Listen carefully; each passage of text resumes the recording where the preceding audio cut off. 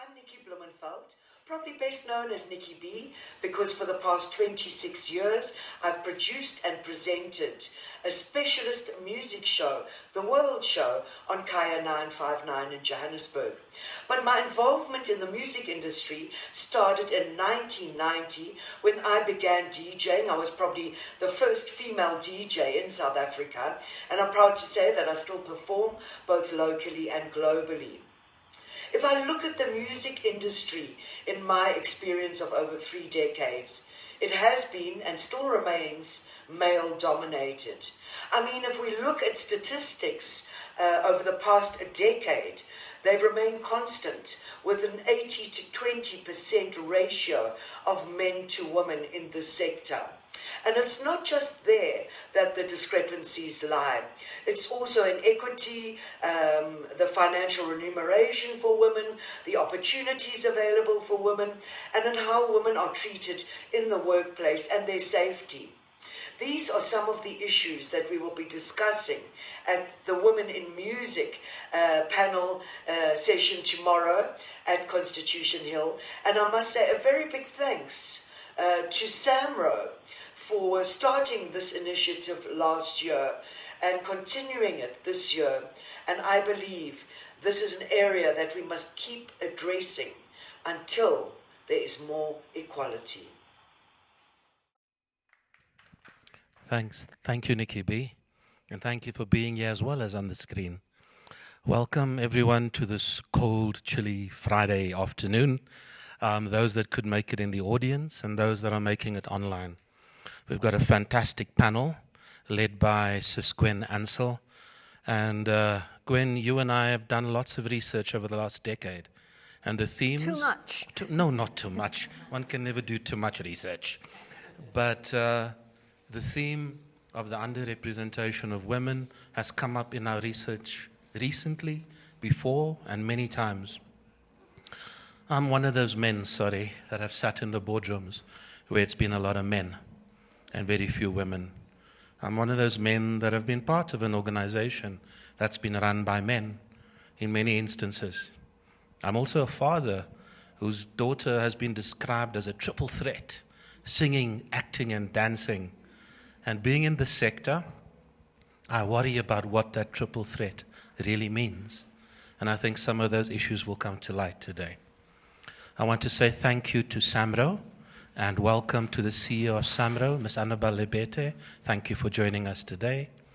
And I want to say thank you to Conhill for hosting us. My name is Andre Leroux, and I'm the Managing Director of IKS Cultural Consulting, and I run the Concerts SA program. But that's not what we're talking about today. Today, the men like me are going to sit down and listen a little bit. So I think with that, Gwen, let me hand over to you and the fabulous bunch of panelists online and live and in person.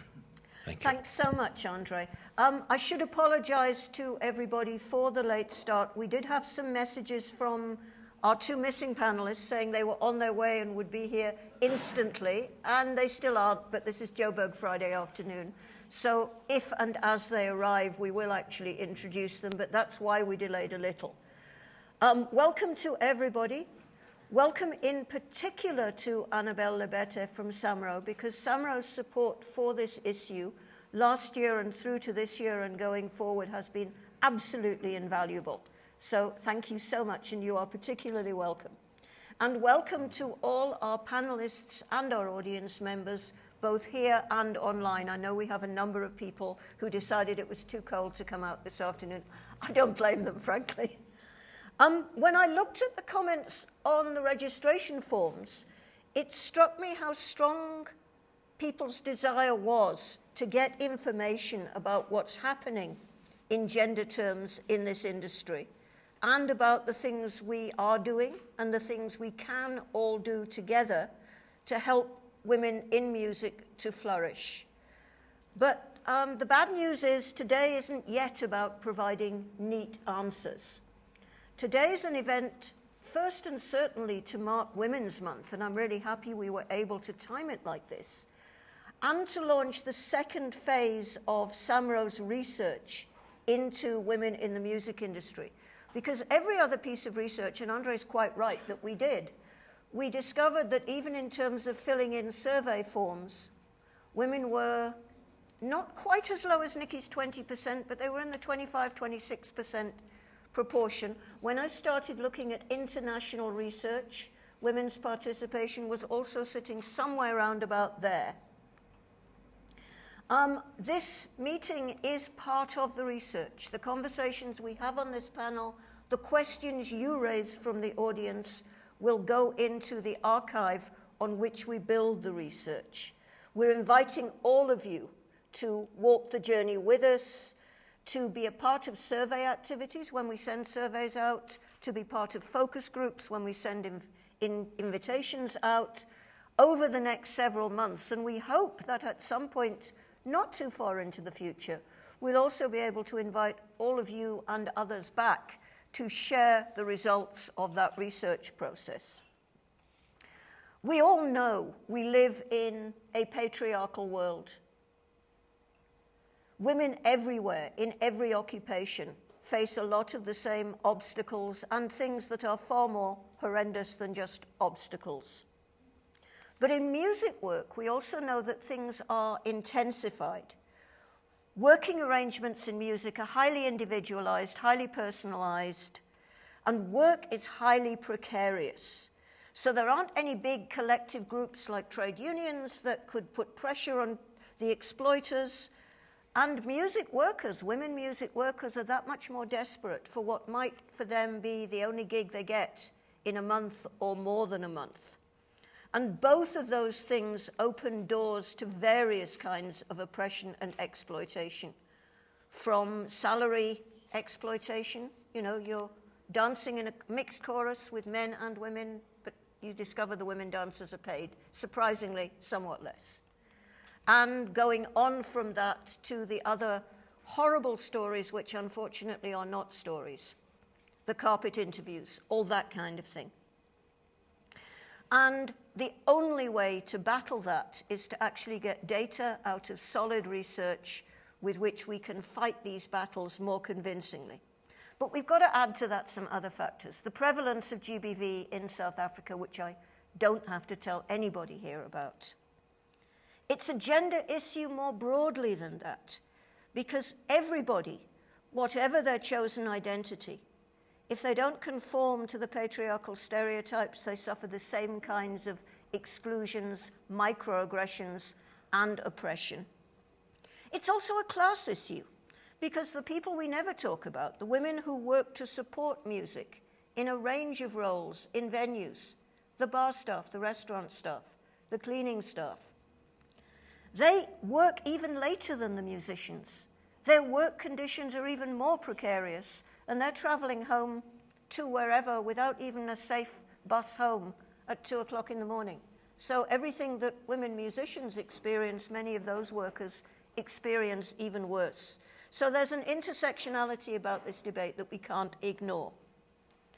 And to kick off this research process, we put together a panel, we put together conversations from people who've got a wealth of knowledge. They're going to share their experience, and I hope that when we open the floor, you will also actually come in with your insights and your experiences too. All of this is being recorded. All of this will feed into the work the research team does subsequently. So, Nikki B, I probably don't have to introduce. Firstly, she actually gave us a really lovely short video, which we showed there.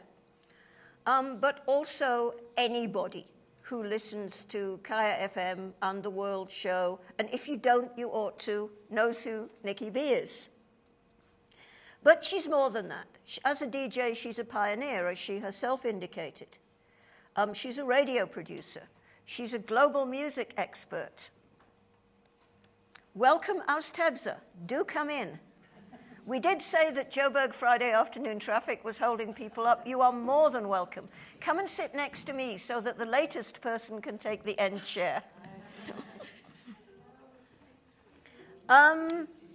She's also a visual artist, which some of you might not know. And she's actually an advocate, both for gender issues in music, but also for the issues around global music and how that is treated by the music industry. And I should say, I am introducing people in alphabetical order by their surnames because I could not think of any way of ranking this panel that we have. It is impossible. So the people who are sitting nearest to me won't necessarily be introduced next. It's going to be straight alphabetical order. Our next guest, who is joining us from Amsterdam online, is Marie Voll. And Marie is an Amsterdam-based music consultant and a cultural manager. She's on the board of an organization that supports cultural mobility called On the Move. And she's currently the development lead for Key Change, which is a global movement for gender equality in music. And I know some of you who signed up said, we'd like to know about other organizations. Well, Key Change is one of those other organizations. And Marie, because we figured that we might have electronic and communication and other problems, very kindly recorded an interview, a little statement for us, which I'm going to ask our technical team to play now, and it will come up on the screens. Hi, my name is Marie Voll and I'm the project lead for Key Change. Key Change is a movement fighting for a sustainable music industry. We support talented but underrepresented artists and encourage organizations to take a pledge for gender equality. The Key Change program provides support and development for artists and innovators with mentoring, training, showcasing, and more. With the Key Change pledge, we invite music organizations to sign a pledge to achieve at least 50% representation of women and gender diverse creators and professionals in one or more areas of their work. Why do we do this? It is because women and gender diverse people are underrepresented in the music industry everywhere. The USC Annenberg Initiative report, Inclusion in the Recording Studio, examining 1,000 popular songs from 2012 to 2022, found that of the songs examined, only 2.8% were created by women producers, and only 12.8% of songwriters were women, and extremely few producing credits went to women of color. On festival lineups, stats are equally appalling. The Italian initiative Equally found that when analyzing the lineup of 38 festivals in 2022, 18% of solo artists were women, and with only 5% of bands featuring at least one woman in their group. Similarly, in electronic music, Female Pressure has found in its facts survey that in 2022, 26.9% of recent lineup included female acts, and non-binary artists were at 1.3% in 2021. So there are statistics like this everywhere showing that women are very few in the music industry and often in only certain roles, such as songwriters or playing a certain music instrument, or only in communication and for instance, very few in producing. Beside that, women and gender diverse people are facing different working conditions, be it in terms of equality, equity, or safety. The pay gap is major. We can see it at the 3 major labels in the UK, where the mean pay gap in 2021 was 31.9%. And generally, as music takes place in the nightlife, there is also a lot of additional violence that is being felt and that is being experienced by women, trans and non-binary people, where way less is reported by men. While numbers are present, what is still striking is a perception gap also between different genders. So in the Be the Change study of 2023, it was analyzed that while 73% of women and 83% of non-binary individuals believe discrimination exists in the music industry, only 39% of men surveyed believe the same. In that respect, I believe that it is essential to continue having these conversations on representation, equity and safety of women and gender diverse people in the music industry, and I'm very glad that Concert SA and SAMRO are organizing the talk today. Thank you so much, Marie. I hope you will be joining us more spontaneously.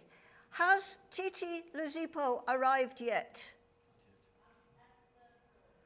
Okay. She's arrived. I will introduce you later then, Titi. I'll let you get a cup of coffee first. Our next panelist sitting at... Okay, great. Fabulous. Good morning, whichever one it is. We apologize for the inhospitality of Joburg traffic. You're very welcome. Technical team, can we check that Titi's mic is working, please? Okay, right. Okay, our next guest is Titi Luzipo. She's one of these people whose career it is impossible to sum up on one line. She's a vocalist in multiple genres. For me, Titi was a natural for this panel because of one song that she recorded in 2019 called Being Woman. Because for me, that says so much about the conflicted, nuanced, but ultimately triumphant situation of being a woman, and the fact that it is possible to stand up and question and challenge things. She's also the musician who is shaping a tribute that's coming up at Joy of Jazz to someone who would most definitely have been on this panel had she still been with us, the late Gloria Bosman. And there will be a moment later on when I do the introductions to pay respects to those people who have left us and can't be part of this panel. Titi, would you like to say something about your views, your experiences of these issues that we're talking about? Or would you like a breather? And Well, I'm also trying to hold my tears back because of finally realizing that Gloria is no more. Thank you, Sis Gwen, for the wonderful introduction. I have been one to be honest about what it is that we're facing in the industry. I've gotten into trouble for it many times. I've been extremely vocal about what is happening in our industry, especially where females are concerned. And I think it's evident, of course, in the songs that I wrote. One of the lyrics in Being Woman Part 1 on my debut album was, "My body is not your rehabilitation center." And I know I got a lot of backlash for it, and I think a lot of people had thought maybe it was based on the violence, but it was based on a number of things. It was based, my brain is a part of my body, my psychological being is a part of my body, my voice is a part of my body. And getting into a space of male dominance and coming into a space like that and getting looks backstage, getting vibes, you know, y'all know what I'm talking about, where you already feel overwhelmed, you know, just by entering into a space where, you know, you don't even know what to charge or how to charge, or, you know what I mean, and that lyric was based on that. It wasn't solely based on the violence that is being executed towards women, but it was also the violence of the mind. You know, it was the oppression of our emotions, the oppression that we felt, and the pressure that we suddenly felt, you know, just by the title, she's a female musician, or she's a female DJ, or female pianist, or, you know, and I always wondered why is it so important that we are confined by our gender? And so I started voicing out my opinion a lot. I remember I did write an open letter that got me into big trouble to the minister back then. And it was also based on a number of things, based on, you know, just how we feel and the fact that, are you hearing us in any way? You know, our voices, are they falling on deaf ears, or is it something that is going to be considered as something that plays a major part in our country? Thank you so much for that, Titi. And we will pick up those issues again. Our next panelist, sitting between Nikki and Titi, is Montate Masebe, who's, again, does too many things to describe very quickly, but pianist, composer, African indigenous music archivist, works across genres. And I'm particularly happy to have Montate here because part of what they do is in the space that some people refer to as classical music. I think modern concert music is probably a better description for it. but it's not a world that we tend to associate with the same kind of micro and macro aggressions as, let's say, pop music backstage. But everything I have heard from my friends who work in that sector tell me that it is at least as bad. It may take different forms, but that the situation is at least as bad there. And Montati also has a couple of concerts coming up in the next couple of weeks. One is a Pan-African music concert next week, and the week following, they're doing Farewell for Now, which is going to be their last performance in this country before taking off for a whirlwind of Duke University studies, work in Germany, work in, I don't know, she's going to be a major bean too by the time you get back. Montate, would you like to say something about the scenes you inhabit and the experiences you have? Thank you so much for that introduction. Shoo. You know, you hear it play back and you're like, whoa, wait, what? Whoa, is that really? So thank you, Sis Gwen. I really appreciate it. And it's such an honor to be among such incredible artists. I'm like, damn, okay. We're here now. I think, you know, taking the path to become a composer as opposed to a classical pianist, which is what I was trained to do for some time, has opened up a lot of portals around gender and the misrepresentations of gender. I think when you enter what is associated as like male dominant and realize that there will be a persistent psychological undermining that comes with being the woman in the picture. It's layered, it's really nuanced. The added layer is that I'm also non-binary, and so my affiliations to womanhood are expansive, and I don't know that that has space in the conversation as well. It was really enlightening and nourishing to hear you speak quite initially around how like we can't speak on gender and how terrible it is to be a woman in these industries and not speak about the expansiveness of gender nonconformity. So I'm really interested to see those interceptions.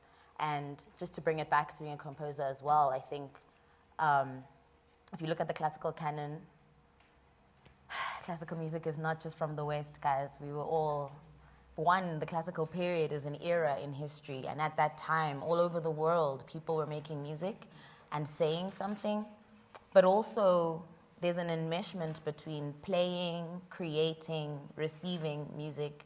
That is a conversation that really strips away at the titles that we associate ourselves to. I don't think it's true that someone who is a singer is just a singer, or that someone who is a pianist is just a pianist. I think we're all part of the conversation, and when we can look into the ways that internalized patriarchy frames our lens on what makes a woman, what makes a musician, what makes a this and that, we can then start to see how like we also have to work on rewiring our understandings of what we're facing here. Thanks very much, Montati. And again, I think you're absolutely right. Issues around people who are gender non-conforming, and I think issues around women musicians who are not by nationality South African, who in this country also have another layer of problems to deal with. I think all of those things have to form part of the research that we formulate. So thank you for raising that. Our next panelist who's going to be joining us from Norway is Shannon Mode. Shannon Mode was born in Cape Town. She's now based in Norway.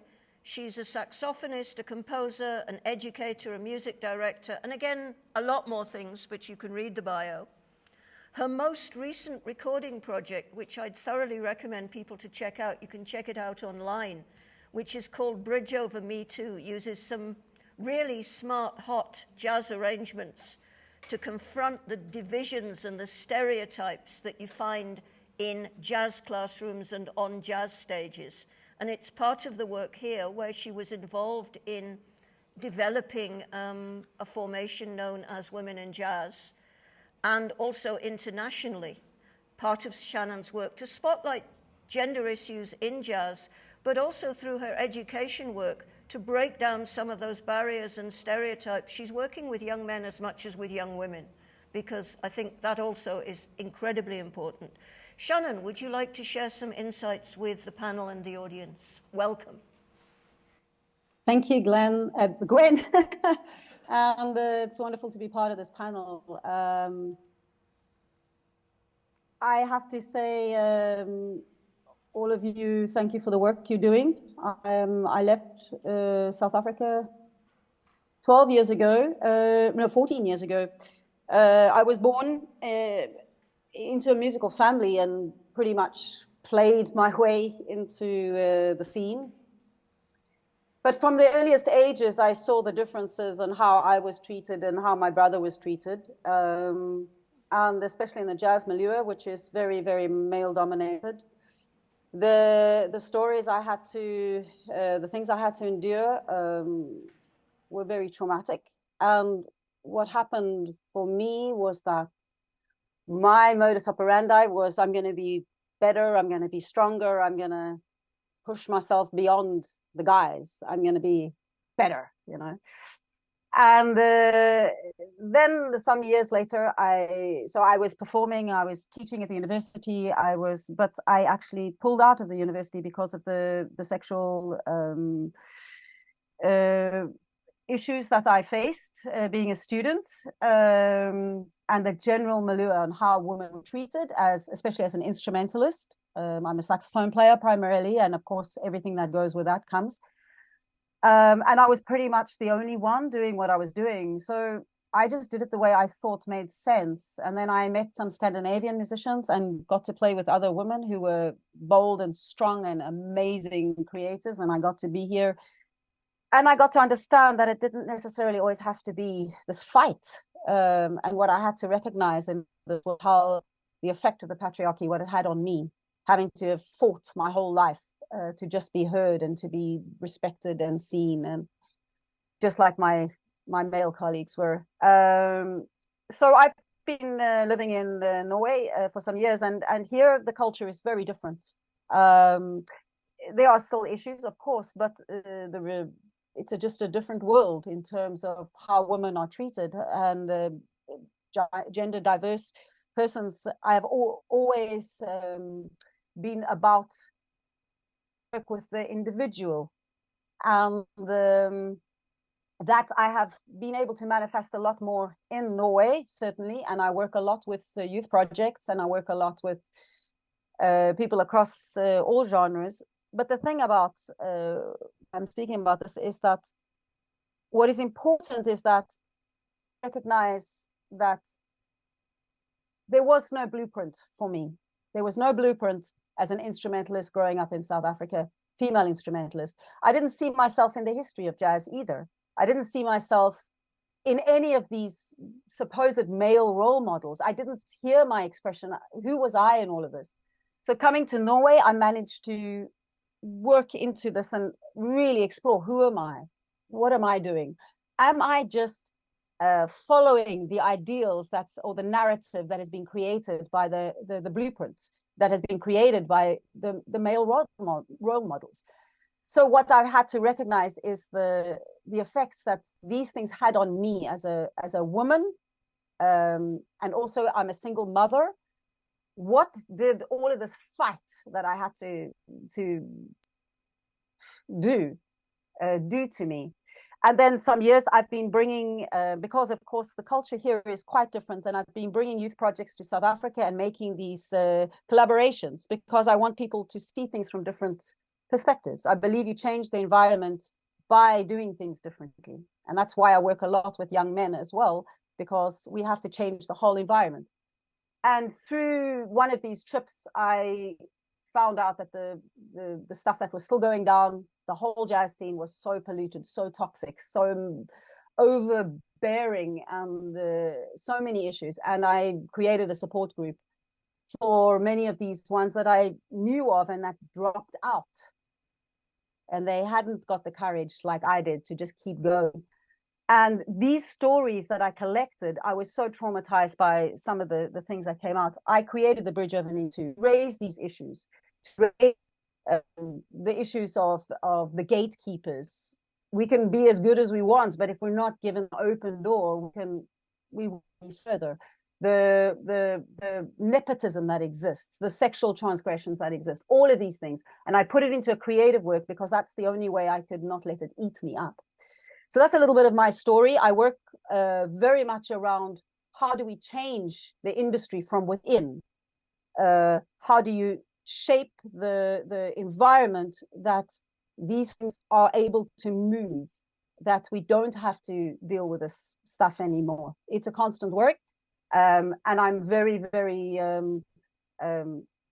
I'm very happy to see when it does change. When you start seeing the numbers of gender diverse people and female participants in the courses that I'm running, the numbers are going up. So there's some work there.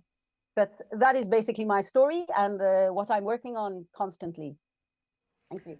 Thank you, Shannon. We'll definitely come back to our online participants as the conversation grows, but that was really useful. And I'm so happy that Shannon has raised this issue of playing or performing like a man, because that comes up so often, either as a criticism, she doesn't play like a man, usually expressed as she doesn't have the round things that a man has.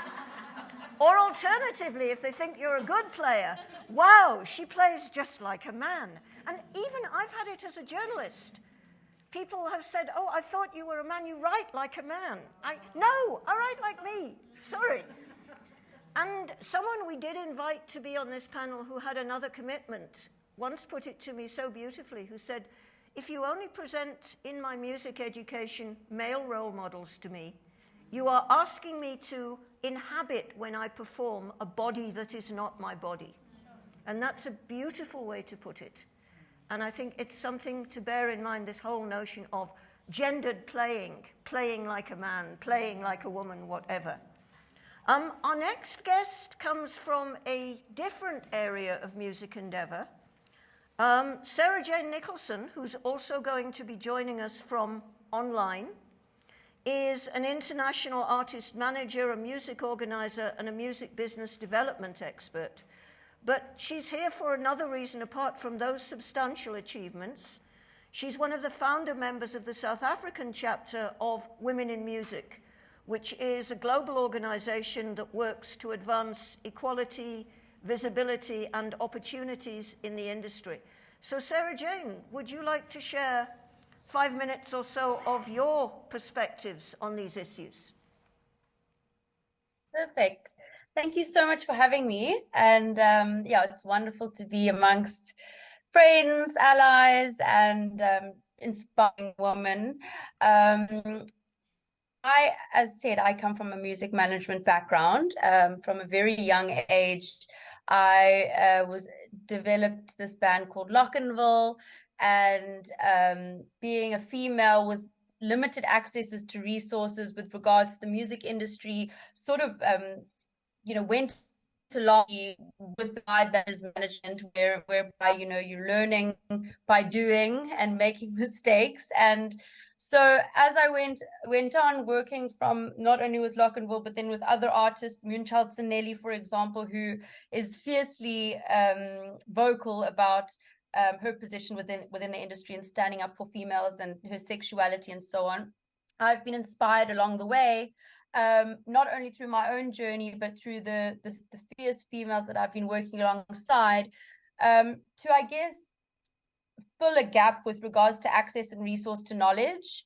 So all the way throughout my careers, I always felt that, at the southernmost tip of Africa, we don't have that access. And because of this, I lost a lot of deals, or I didn't quite have the support from a female perspective, but from a global, a general perspective as well. And so along my journey, and even more so from a female perspective, because of course, male allies and female allies have very different relationships to them or with them. And so I traveled offshore to set up the Africa Rising Music Conference, which I feel is, right now we're working with 64% attendance of females. We've worked on a very exciting Building Bridges project, which allowed this year in cooperation with SAMRO for 3 female identifying young executives to travel to Berlin, to be based over there for 3 months, learning all about rights and distribution and developing independence from an artistic perspective. And so for me, I have, you know, although we have a lot of these issues and, you know, we're dealing with, you know, a lot of obstacles as females within the music sector, I think, you know, I'll be honest, I haven't had situations that have put me in a position whereby I haven't felt, flip, I want to go out and change this. You know, I'm lucky to have, I've had quite, you know, strong males in my career that have helped me.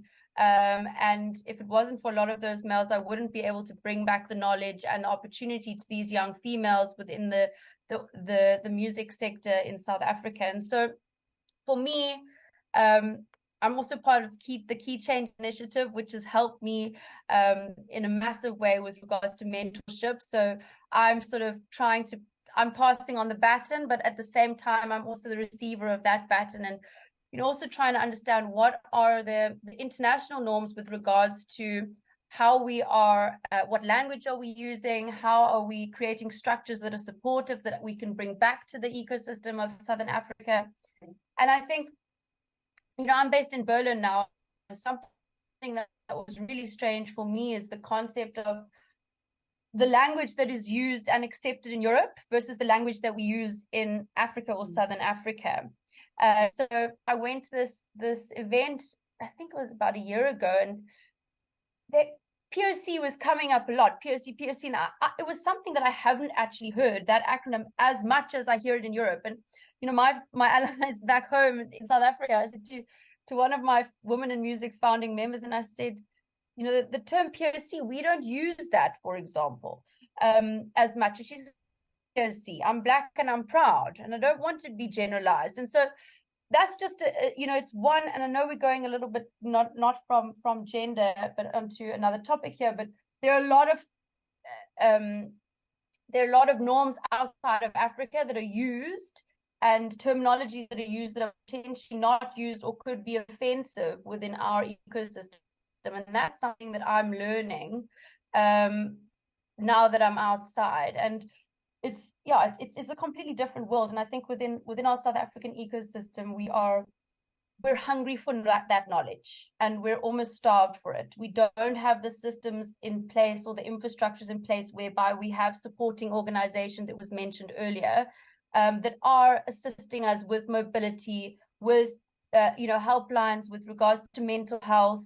So I think we were talking about an issue that is, you know, it's a broad issue, but there are certain, I think, pillars within those issues that are not structurally supported. And so it's an inspiration for me, because being outside, I'm thinking, wow, there's so much work to be done. But if we come together, and if it's just, you know, 3 females at a time going overseas, then 10, then 20, then 50, then 100, how can we create that sort of, I guess, the strength of the collective, which for me is a big focus. And so, yeah, I mean, I'm here to support, and yeah, that's my story in a nutshell, I guess. Thanks very much, Sarah Jane. And it's quite interesting to look at the 2 things that are going on here, because some people have talked about structures, and some people have talked about the content of interactions, and indeed even the content of music. And I think we've got to bear in mind that those 2 things are going on all the time, and they're both worth thinking about. I mean, certainly there has been a lot written, which you will know about, Montati, about feminine sounds in composition or masculine sounds in composition, and how much nonsense that might be we will talk about later. But certainly, let's bear in mind there are both structures and content. And one of the things we have learned very much in South Africa, including since what was called liberation, is that the numbers game on its own isn't enough. You can have as many faces of a particular origin at your front desk, but if what's happening in your organization hasn't changed, then nothing has really changed. So we've got to bear in mind that always you're balancing getting the structures right, getting the numbers balance right, because of course it does matter, but that's not all there is to it. Okay, on to my next panelist. The bass guitar, you might think, is not a woman's instrument, but before there was Esperanza Spalding, There was Austebza Sedemedi.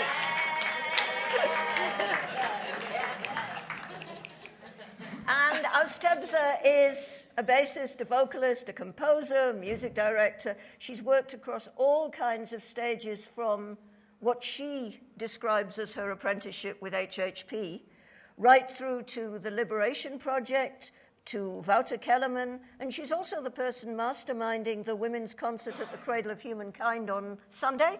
Yeah, which means she may have to scurry away a little early because she's up to her neck in work. And I read an interview with Austebza which actually encapsulated beautifully the reason we're all in this room. She said, "You may sound good by yourself, but you'll always sound better in harmony with others." So, Austebza, talk to us. Wow, thank you so much, Gwen. So good to see you and the beautiful panelists and everybody here. Sure. When I started my journey as a musician, it was purely out of the passion I have for music. So I never looked at gender or, masculinity or this instrument versus this one was never an issue for me. It was just about passion and expression. So I remember when I I'm from the Northwest in Mafikeng. So, yes, so we had a place called Mabana Cultural Center. I remember when I walked in there, I was 15 years old. This is before me even playing an instrument. I went into the music manager's office and I was like, I am a singer, because that's what came. I started singing before playing. It's like, I'm a singer and I would like to have someone help me with instruments. And I remember maybe he didn't mean to laugh at me, but for me, he was laughing. And I looked at him like, I don't think I said anything funny, And then he was like, okay, let me see what I can do. Okay, later on, he organized the band. And then, I started working on my music. And then along the way, I didn't like how they would try to steer me a certain direction. No, why don't you put this? No, these are the lyrics. This is how I want to sing. And then that's how I started thinking, maybe I should play an instrument. So that's how I picked up the bass. Then fast forward to now, me coming to Joburg. Well, before I came to Joburg, I started a band called Diva. It was girls who were learning how to play instruments. We were all starting music with other male musicians. We were all in grade 1. Then they started forming bands, and they didn't include girls in their band. And then I asked the question, why? Because we are all starting out. It's not like you guys know better. They're like, well, we just like this structure. Gave me, I can't remember the reason. And I was like, okay, then I'll start a band. And then I took all the girls. I think there were about 3 pianists, 3 drummers, like everybody in one room.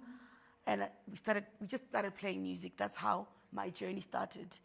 And then fast forward, we met up with WHP. I came to Joburg, started working with him. And that's when I first started realizing that there's a difference between males and female musicians. Because I would be told, oh, you are too pretty to be playing an instrument. You are too much of a girl to be playing an instrument. You maybe try a different approach, but I'm like, I like playing like this.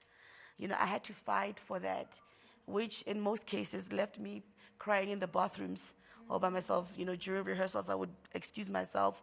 But then I fought for what I believe is right.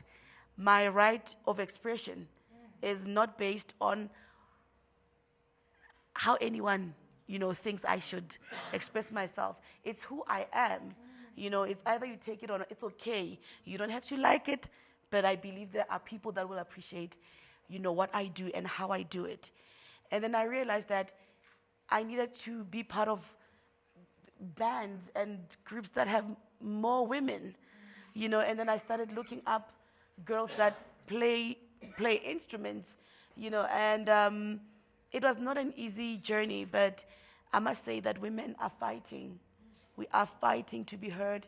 We are fighting to be seen. We are fighting to be recognized. Even when you work hard, you release music, you put together shows, you know, it's still that, oh, wow, so nice for a woman. Yeah, personally, I'm tired of that. You know, it should just be based on the work that I do, because I don't think when you go to the hospital, like, oh, you did an operation like this, great for a woman doctor. You know, but anyway, it is what it is at the moment, but we are changing it. Yeah. We are saying we are here, we are ready to show our strength. And we are not even here trying to cry about it, but we are owning up our spaces and our positions and saying, this is who I am and this is what we have to offer. And the other issue that really is heartbreaking is knowing that in our country, because already we've got, you know, issues with masculinity and ego, where the difference between a girl who's learning how to play an instrument would have a different experience from the guy, a boy who's learning an instrument. I used to teach at Witbank for 2 years on this program that they had over there. And when we started, I had more girls who were, you know, learning how to play bass. I guess they were inspired. But middle of the year, they started dropping. And I was asking, why is this happening? They had to take care of the family, chores, whatever it is that we are supposedly have to take care of. Before they had to come to class, they had to make sure that the household is sorted, and they wouldn't be allowed to practice at a certain time of the night. Like, so many issues that were putting that, you know, a bridge, you know, barrier between women and males. So I think it's very important that we remember to address other issues as well, that affect and influence us to be the best we can be.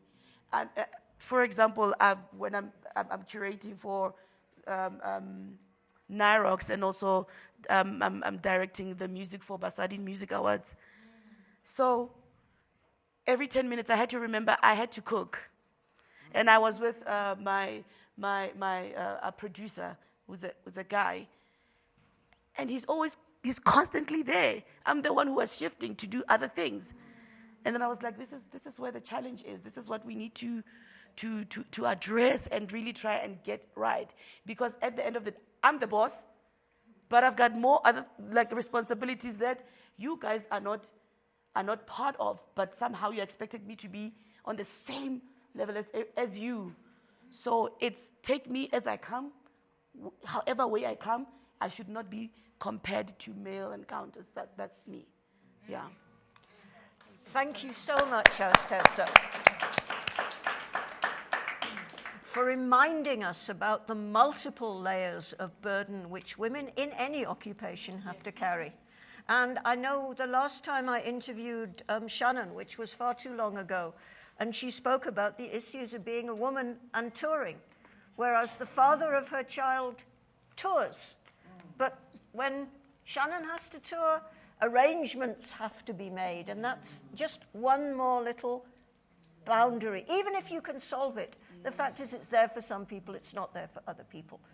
So when we're talking about these issues, and when we're talking about things like check your privilege, privilege is about class and it's about race and it's about gender, but it's also about the role you play within your society and your household. There are privileges there that remain very often unchecked. Now, our last panelist I've made wait a very long time. It's because of that X in your surname, Nomfundo. I'm really sorry. But joining us from Cape Town is Nomfundo Kaluva Janchis, who is, again, a vocalist, a teacher, a UCT music scholar, and as well as Nomfundo's music, for me, one of her key roles has been the work she's done in writing for publications like The Conversation, where she's foregrounded the intellectual legacy of our great women musicians, as well as how wonderful they sounded and how wonderful they looked. Nomfundo has written in ways that remind us about how intellectually powerfully they thought about the work that they did as well. And that, I think, is part of what Nomfundo describes on her university biography as a project of rethinking and repositioning how jazz is looked at and taught in South African higher education. So, Nomfundo, you are very welcome. Please share your thoughts with us. Hi, Gwen. Thank you so much, and hello to everybody. I'm just going to sort of try and stick to this brief because I mean, I think, you know, the participants and the panelists who've spoken before me have really outlined all the key issues. And so I'm going to just encapsulate it and bring it back, you know, hopefully in a succinct way to the three fundamental sort of themes for this afternoon's discussion, which are, you know, surrounded or around representation, equity, and safety.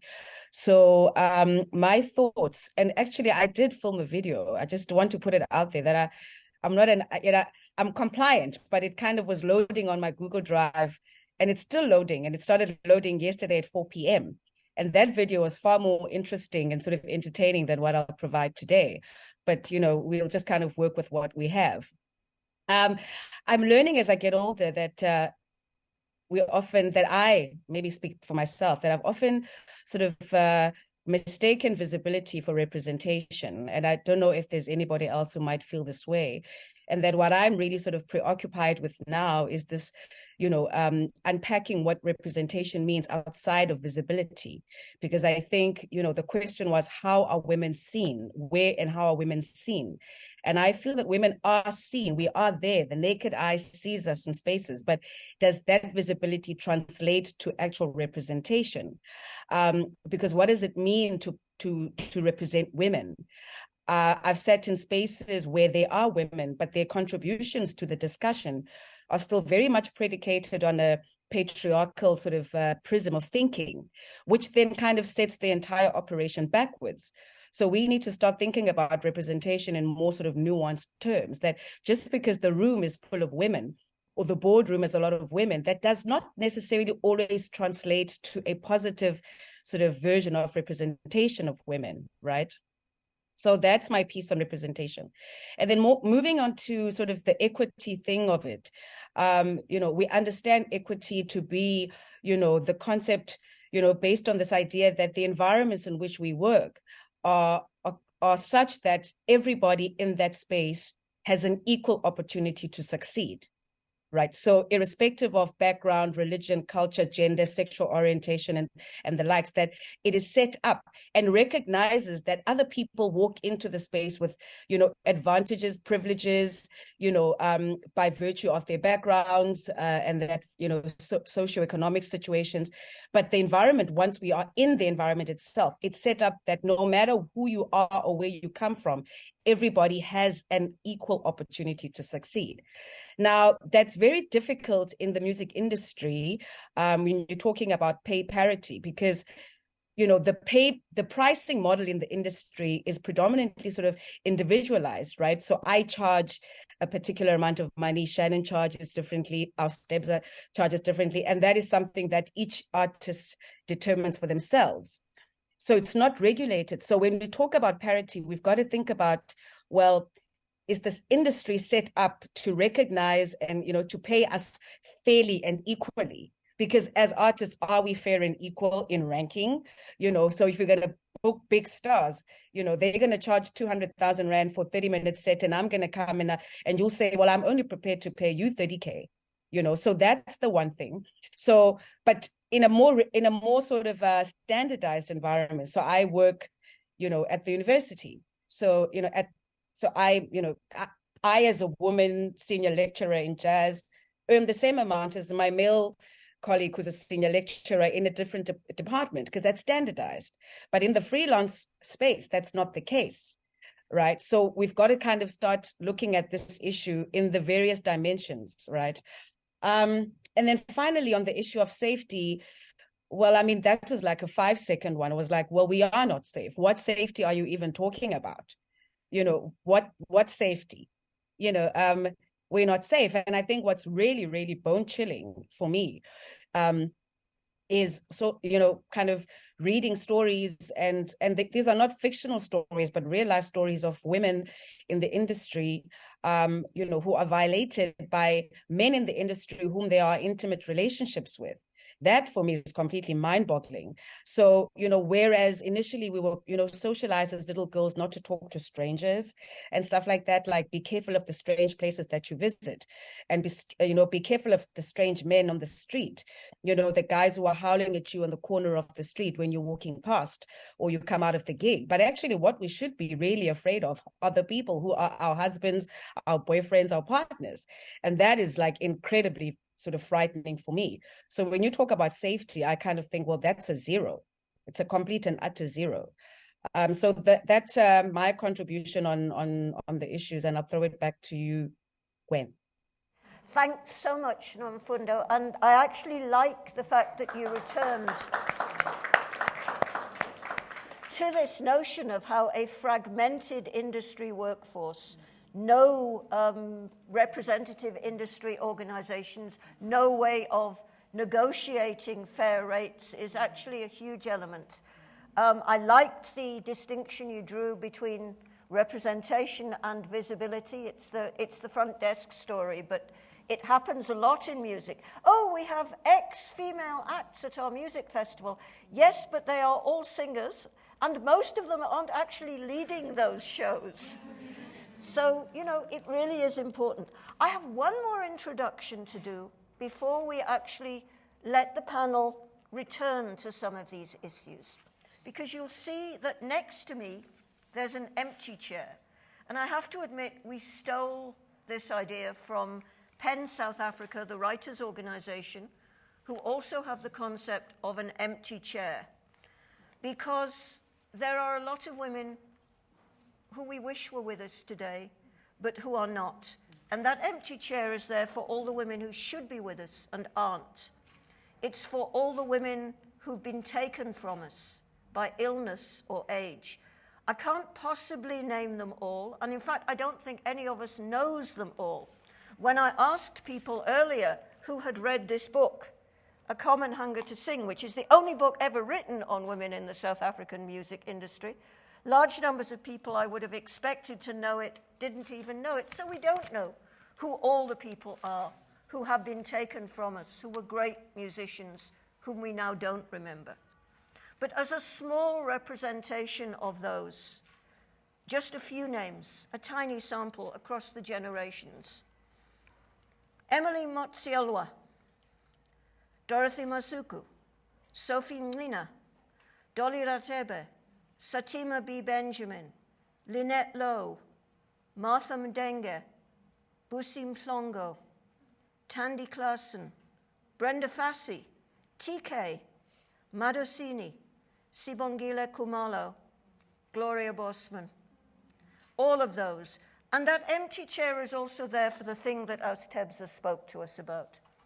All the female talent hidden from us, the women who quit music because of all the societal pressures, or the sexist environment, or because the only models they were ever offered in their studies in music education were male.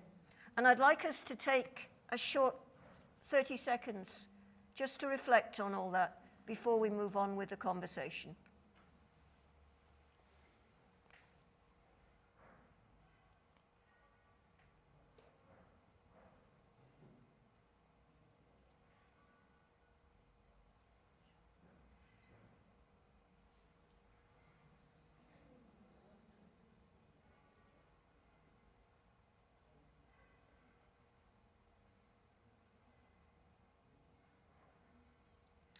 Thank you. Right, panelists. Would you mind, Gwen, if I just spoke a little bit? Please do. Because you showed the video, but that was more of an introduction. Please do. Thank you. What I wanted to say is there's a few things, and a lot of what these beautiful women have been speaking about I echo. But, you know, we sit here in Women's Month now, And I've noticed over the years of 30 years in the industry, whenever it's Women's Month, all the women we've all got gigs. Suddenly we're all employed. Now, I want to see a situation where 11 months of the year we're employed, and maybe in August, men perform for us. But again, you know, and again, we're so thankful because August is busy for us. Yeah. You know, so we are happy to work, and this is a conversation that we have to look at.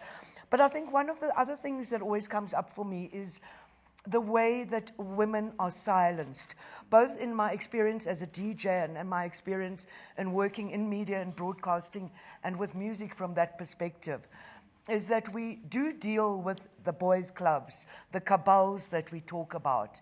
And, you know, it's refreshing to see here, and it's certainly very refreshing to know that SAMRO now has a female CEO. So I think these are good changes that come. But often I have found myself and watched people in the same situation where when you speak up, you are silenced because you're either seen as a threat or you're fobbed off, or your opportunities become limited because you merely expressed yourself. You were open to, you know, to conversation. You were open to being challenged on a point, but you can't speak. You can't contribute, and if you do, your gig or your job or whatever is at stake. And I think that's something that we really have to look at, is to be heard. And not on top of that, sometimes when we do speak up and we are silenced, you'll find that some male counterpart takes the credit for that idea. You know? And then it's all endorsed and everybody's running around to support that. And, you know, I think that often when we express ourselves, it's seen as a challenging the state. She's the troublemaker. She's the one that always, you know, causes trouble. It's not that she's expressing a point that maybe you haven't considered. It's more she is the one that is causing trouble. And I think that is something that really needs to be addressed. And with art as a reflection of society, and the arts as a reflection of our society, I think what we deal with today really is a much bigger problem. And that's what's come up in all of this. What do we're living in a country where 50% of homes have alive but absent fathers. And we as artists are having to work odd hours. As you say, you've got to cook and change the nappies while you're getting ready for a gig. And, you know, I mean, I remember arriving at meetings and, like, putting a pen out of my bag and it was a Superman or, you know, and that kind of thing. And people don't realize that those are the levels on which we are having to do. One of the things that came to me today as I was driving here was knowing that Oztebs was here and thinking of, was it almost 20 years ago? Double HP, and I thought of him today because he made a point of having only female women in his band. And it's never been done before or afterwards. That was a huge, and it was his thing. He said, no, there is so much talent here. The other thing that comes up for me as a DJ, I might look young, but I'm not young. But, you know, to be honest with you, I'm 60 years old now. And when I turned 60, people came and said, "You still DJing?" I said, "Louis Vega's older than me. Did you ask him if he's still DJing?" You know, at what point am I not fitting that mold, you know, of the objectification or the sexualization? You're all fine if you look a certain way and you act a certain way and you sell a certain product as a woman. Then everybody will come around you and support you. But what about if you are just bring talent, skill, intelligence, and all those other qualities? Are you given the same opportunities if you don't fit into a box that has been objectified or sexualized? And you know, I remember interviewing Manu Dibango many years ago, and I said to him something about, you know, being an African artist and a black African artist and kind of being a pioneer from a European perspective, living in Europe. And he said, no, when I wake up as me. I'm an artist, and I think, what do I have to do today as an artist? I agree, I've lived my life and run my career like that. I don't wake up thinking, I'm a woman, what am I going to do today? But as the day unfolds, you find that is brought to you all the time. I know that Oztebza has had to work extra. In fact, all these women have had to put in the extra mile. The mere fact that there are women that are not necessarily conforming to a standard that the media is perpetuating of what a woman should, what the package is that doesn't challenge the status quo, what the package is that can be managed from, can I say, a male perspective. And I think these are issues which we deal with globally, but I think they are really magnified in this country where we are dealing with so many challenges around gender and what it means to be a woman. Thank you so much, Nikki. Oztebza has indicated that she wants to say something, but could I see from my online panelists who aren't able to talk to me, who wants to add something to the conversation next so I can start structuring this? Can you kind of wave your hands or something? I can see you on the screen. Who wants to add something? Shannon? Marie? Okay, Oztebza, then Shannon, then Marie, and if I see other hands, I will then go to you. So, you spoke directly to my experience, and not taking away that we all share the same experience. Even when we write songs, I think my biggest one is, I was asking myself, what are we trying to convey as artists in 2023? Why are we not seeing, there are beautiful musicians, songwriters who are writing into what is happening in our country, but you don't get to hear music like that. Why are we musicians? What are we writing? Who are we standing up for? What are we saying? What do we believe in? What do we stand firm for? It doesn't make sense to, not because I know you and you're my friend, but I always tell you that your music, Titi, you are speaking to us as women. And you would think that's music that we would hear all the time so that we are encouraged, so that we know our worth, because we not that we lose it, but we find ourselves wearing so many hats that you forget who you are, because you have to juggle and you have to become so many characters and personalities in order to just be called a woman, And what are we writing?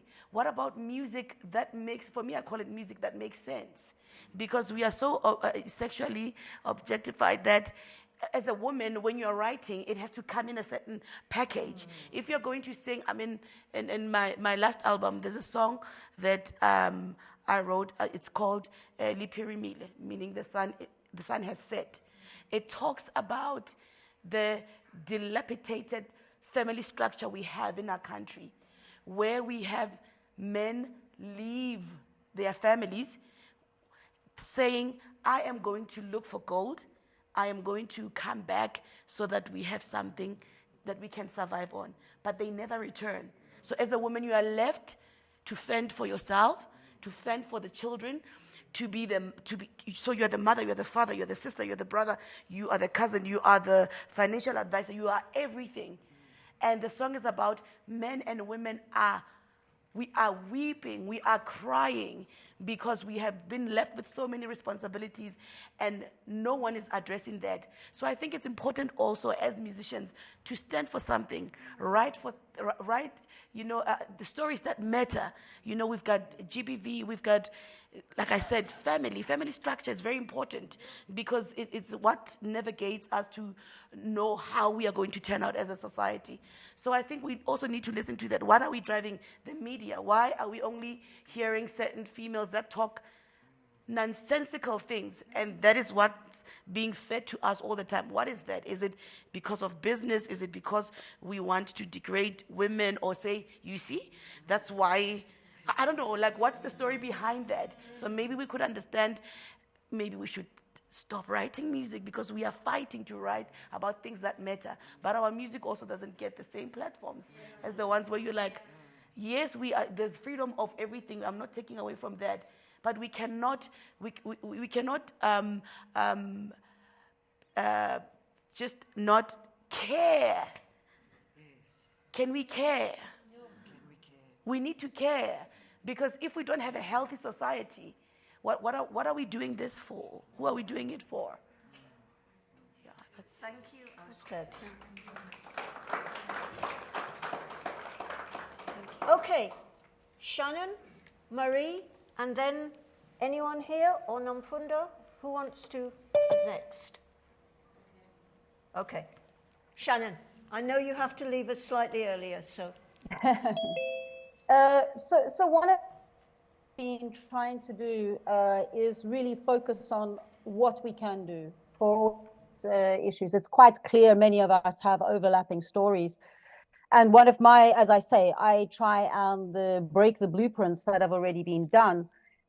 But one of the things I'm trying to do as well is have discussions. Now, I don't know how progressive it can be in South Africa, but for instance, the safety at festivals in particular, one of the most heartbreaking experiences I had. I left South Africa because I had been abused. I had been working in environments which were just awful. I had to leave for my own safety. And one of the last festivals I played, I won't name the festival, and Sibongile Nkumalo, I was working with her and a host of fantastic musicians. And we had some very late night rehearsals. And the festival had said they would organize transport. And when it came to it, it didn't happen. It wouldn't happen. And she had to travel somewhere. She had to go home, and it was very late at night. And there were these issues with Ubers at that point in time. And I looked at this woman who was she was my mentor. She was my idol. All I saw was a frightened old woman having to get in a taxi late at night or in an Uber. And I had to phone her. We spoke on the phone the whole way till she was home. She was frightened. She was not the big diva. Everyone saw her. She was just a frightened woman.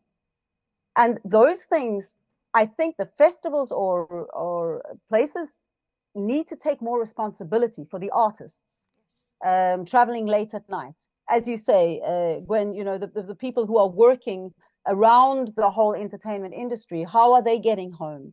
You know, that safety aspect, it not only is the physical safety, but the safety of when you're performing. And are you safe? Do you trust the musicians around you? How do you make art and this intimacy of what we do together with people who have abused you or spoken badly to you or put you down, who at the drop of a hat, they'll take the money for your gigs, but at the drop of a hat will badmouth you. So I'm always trying to think of how can we have the conversations that are positive conversations. For me as a single mother, for instance, I'm trying to have conversations where can we have for traveling mothers? I spend half my salary on my son's fare or babysitters for him, things like that. Can we get into dialogues with the powers that be? And yes, I know South Africa is hard because there is no musicians union. In Norway, we have a fantastic musicians union that stipulates minimum rates, for instance, so that we have something to go off. Is it possible to create infrastructures within the South African Music Society that makes it, takes away these dynamics that we're having to deal with on a daily basis? And again, the issues I think we face are often also faced by our male colleagues. I certainly see it with young men as well. They have the same issues or similar issues. It's not a male-female thing. And I think the more, like, what becomes difficult, it becomes an us and them narrative. And that's not productive either. But we have to recognize there are conversations, we as women or gender diverse people, we have to have these conversations. And how do we engage with each other on productive projects that can see our way forward? I know I'm living in a different country now. I mean, it's because I couldn't manage the scene in South Africa. And I almost didn't take part in this panel because last week I was in South Africa and I tried to run a workshop aimed at women, and it was not limited to women. And the backlash I got from male musicians was unbelievable.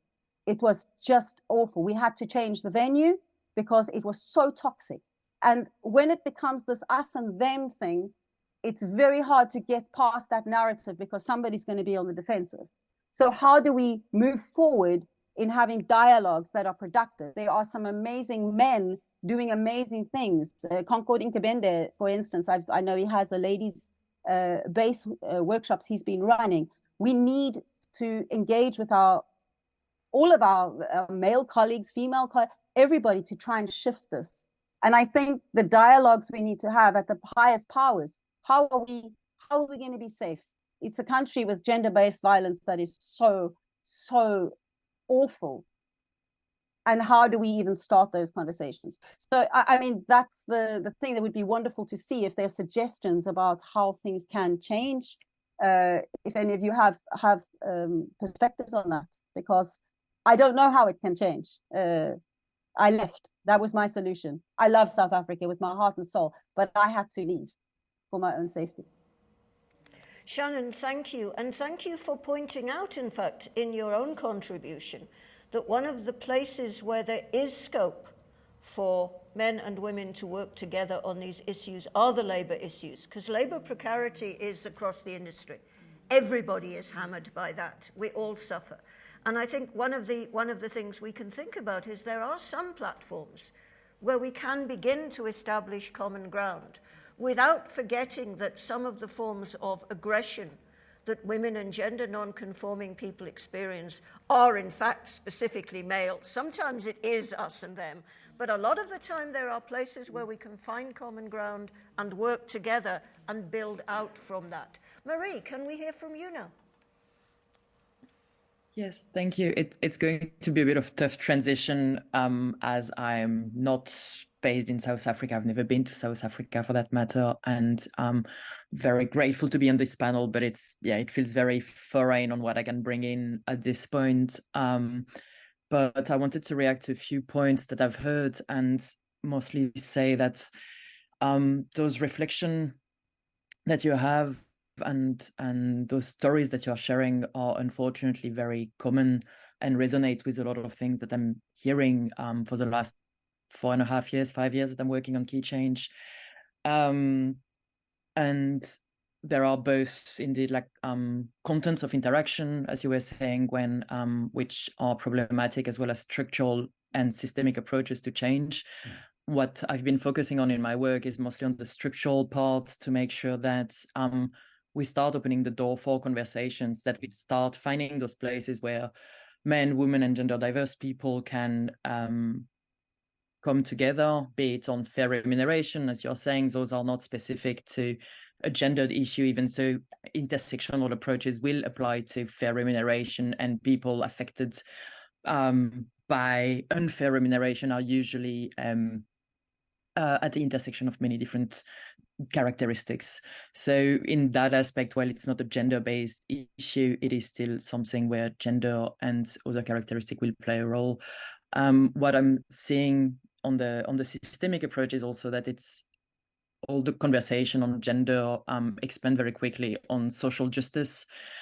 In Europe, to frame this also on the continuous colonial approach that are being taken and that have to be challenged, and where more work needs to be done in international cooperation in the way that we operate together. And so in the work that we are doing in Key Change based in Europe, this is definitely something where I'm very humbled to be here, and I cannot bring any solution except bringing all the work that we've been doing for the past years and try to see where we can connect and bring our networks together and make sure that whatever we've tried can serve as inspiration. So in that sense, I'm really glad also that Sarah Jane is a participant in this year's cohort, where it's again like about connecting people and making sure that there is a archive of knowledge, there is a repository of knowledge to be shared, to grow together, and that what we are facing at this moment, what people prior to us have faced, can change over time, and this the structures can change. I was really glad to hear from Asbesta on the topic of care, and I think what resonates very much with me is also that at this point it has to do much more about politics of care and how we implement that as a society together, and more specifically then in the music industry, and this concerns absolutely everyone. This has to do about how we work together, how we care for people and how we care about people, and how we care for ourselves. And I think, this is what resonates, and I keep on seeing in all the abuses that take place in the music industry is usually because this aspect is denigrated, is being left to the side, is being seen as the work that women have to do often as well. And I think this is very much where we need to create allyship and to discuss those terms further with policymakers, with people sitting in boards. And this is very much where what we try to do as well with Key Change, on just bringing this vocabulary slowly but surely in places that are not necessarily open to it at first, and using usually an economic argument where we tell them they can make more money, or that this is a future, that gender equity is a future, to slowly but surely open the gates and make sure that we can start talking about other facts and start paying indeed stipend for people who are caretaker and travel with children, to make sure that tours are set in a different way, to make sure that festivals provide list of safe babysitters. We have many, many different examples on what can be done on a very basic level up to much more complex level. Again, I'm not here to have any solution per se, but this is definitely all kind of stuff that I would be happy to continue learning from you and see what can be done in different places and learn from each other. Thank you, Marie, and I think we really appreciate the fact that you understand that solutions aren't always transferable, but nevertheless, there is a lot that we can learn from what other organizations elsewhere have done. And at some point, it would be really cool to have you visit South Africa and share a bit more with us. But beyond that, colleagues, we have 25 more minutes. I'm aware there are people on the panel who probably want to say a few more things. Can I actually ask for those to come now? Because I would very much also like to hear a little from the audience as well. So Montati's indicating that she wants to speak. Austebs wants to speak again. Nomfundo, do you have something that you would like to add? Sarah Jane, do you want to have something that you would like to add? Nomfundo, was that a yes or a no? It was a yes. Okay, and Sarah Jane was also a yes. Okay, so Montati, Austebs, Nomfundo, Sarah Jane, and Nikki. And can I ask you at this stage, please, to bear in mind that it would be nice if by 1:45 we were also inviting the audience into this conversation. Okay, Montati. I wanted to speak a little bit. Am I still? I ain't hearing myself. Okay. Okay. I wanted to speak a little bit about what Nomfundo was saying about representation. So one of the things I do as well, not anymore because I'm leaving, but over the last 2 years I've been acting on Generations, The Legacy, as the first non-binary character. Well, I would say second, but yeah, first non-binary character on the show. And I think the thing I was chafing up against a lot was this thing of visibility, because it was like, oh, here's a they, or them was what they would call me. And it was so exciting to have this non-binary character, but the issues of being non-binary went under the rug.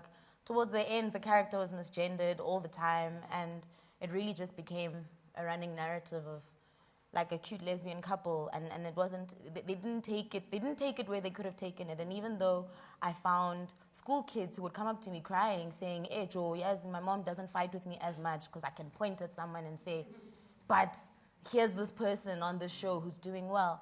I think there's opportunity for the conversation to go and stretch further, and I don't see it happening a lot. It's kind of also feeding on like what Shannon was saying. For myself as a composer, I've tried to enter the industry in South Africa as a composer, and I just wasn't taken seriously because of because of my makeup, because I'm queer and black, and because I don't look like a classical person, whatever that even means. And now having to relocate and move to a country where it is normalized to be a composer, and it's not going to be an anomaly that I'm the only. There's just going to be many more composers who are sitting in the same spaces as me, and we're just making music now. So, like, it's bringing up a lot of questions for me about really what are we doing with the representation, maybe extending on that, like what does that mean, but also privilege, and to take it back to the men who are aware of their privilege. Like, how are you confronting your wounded masculinity? Because in a sense, when you carry like this wounded masculinity, you have the privilege, but you're still taking up space. And even when there is room to say, okay, if I'm in a space and I'm saying I want women to be at the center and the forefront of the conversation, are you asking yourself how you're taking up space? Are you asking yourself how you're silencing the women in the room? Because it isn't enough to say, I stand with women. What does that mean? What does that mean? Thank you, Montoti. Astebs. Wow. Okay, so with the three topics, on the table, I think they are multi-dimensional: equity and safety. I think for me, it translates into safety and equity of my work as a woman in the music industry. How are we protected when we get into workspaces where we find ourselves with producers or people that call us for sessions? They say, come, I need your voice, or come and sing. And you record a song, and then when it's out, then with who it belongs to, the majority or a whole 100% of it belongs to them. When you called me into the space, you said, oh, here is a beat. Can you sing something? And you sing a whole lot, including coming up with the melody or the hook. And then we find ourselves in a space where we are not safe even with our intellectual property. How do we protect ourselves? Because the truth is, being a creative, you get lost in the moment. I mean, I would just share with just a little bit of, just last night after rehearsal, it moved into our nightcap. We started rehearsing again, and this show came up, and I looked at it after that. I was like, this is what needs to be protected, because it's so sacred. It was so pure. Now you find yourself there, you wrote a song, but you're not credited. And now this affects your intellectual property, like I said, your rights as a creator. It translates into you making or not even making money at all. So how do we find ourselves in that space where we are safe, where I know whatever that I did, whether I did it before I knew my rights or not, but I could go somewhere and be protected? Because it happens. We find ourselves in those situations. We come up with music, and then we talk business after. But then you find, because they know, sometimes the culprits, they can sense that this one doesn't know a lot about the music business. Then they say, no, I will write your name. But how? Because you need to know, where does your name fall? Are you the composer? Yeah, where do you sign? Are you a composer? Are you a lyricist? Are you the arranger? Where and how many percentage of the song does that belong to you? And what makes up a song? With the workshops that I have done, I realized that we are creators, but then, a lot of singers would call themselves singers, but we don't know our rights. We don't know what needs to be taken care of before we can even say, no, this is done, it's mixed and mastered, and it can go to radio. So the value chain is very important. Where's the equity there as well? Yeah. So I think it's important that we know that there's more information that's out there, so that we understand that we are not just musicians, we are creators, because there's a difference. There's a difference between a music creator and just a musician. You can be a musician and just be a session player. I call you to come and play my music, but not be a music creator. So we need to know the difference and know how we could be protected. So it's important that the safety and equity translates into the work that we do. That's an excellent point. And very quickly, before I come to you, Nomfundo, how many people in this room have experienced the producer ripoff that right. Yes. I saw so many heads nodding. Right. Right. Nomfundo, another of your interests is this business side. Would you like to come in now? Yeah, I'm going to be very brief. I think we all want to take the conversation to the floor. But I think it is important, my students always laugh because I'm always the one throwing a spanner in the works all the time, because I think it's important to broaden thinking. And the reality of the situation, I believe, is that at some point we also have to look at ourselves, right? That what role do we play in the issues that we suffer? Right? Because we do contribute to the issues that we suffer. And also this idea, and that we will be challenged, women will be challenged. And we see this, and we've seen this sort of, and I see this culture all the time, sort of when I bring it to the university, and we've got women leaders, and then when they are challenged, the immediate response is that when women are in leadership and they're challenged, we think that they're being challenged because they are women. And therefore, it means that we cannot then be held to account. And we must be careful of this idea that we cannot be challenged, and that once we are challenged, that which seeks to challenge us, we will then give it a name, whatever that name might be, right? And so we must be careful of that we will be challenged on the ideologies, and that's fine. And then I also want to go into this issue of that our steps I was talking about the IP. And we've seen that. And again, I asked the same question that, yes, we've been ripped off by producers and this and that, and we, and business comes afterwards. But what steps are we taking to ensure that the way that the song or the piece of work is documented, with the CMO is accurate? Why is it that we relinquish this responsibility to the producer? Because SAMRO, as far as I know, is open to any person who is a creative to check and see whether your work has been credited accordingly in the documentation. So we also have to kind of do the hard labor and the hard lifting or the heavy lifting of making sure that we are proper. And Gloria Bosman, actually, in one of my lectures, because she was in one of my classes, I taught her improvisation. And we had this discussion, and she said this idea that we always kind of, as women, are features and that kind of thing. And she said, we need to change the languaging around this, and we need to call ourselves by what we are.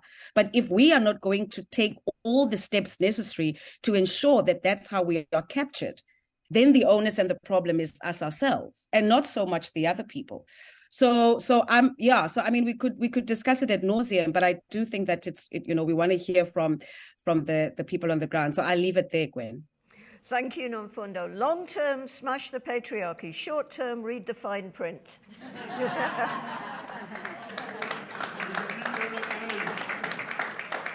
Sarah Jane, did you indicate that you wanted to say something? We're running out of time, and I really want some audience questions. So yeah, I'm really sorry. Sure, Can I ask you to be brief? Sure.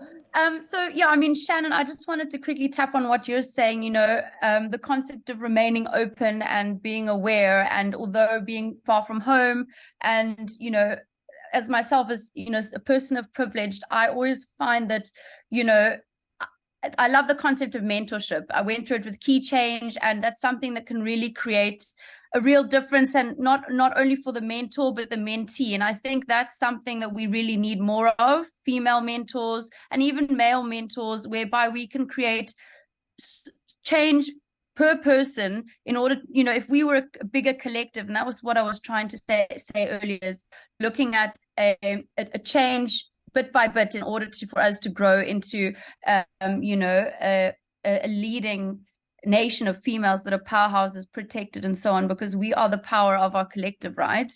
And the last thing I wanted to say, I'll keep it short, is the concept of polychronic versus monochronic societies.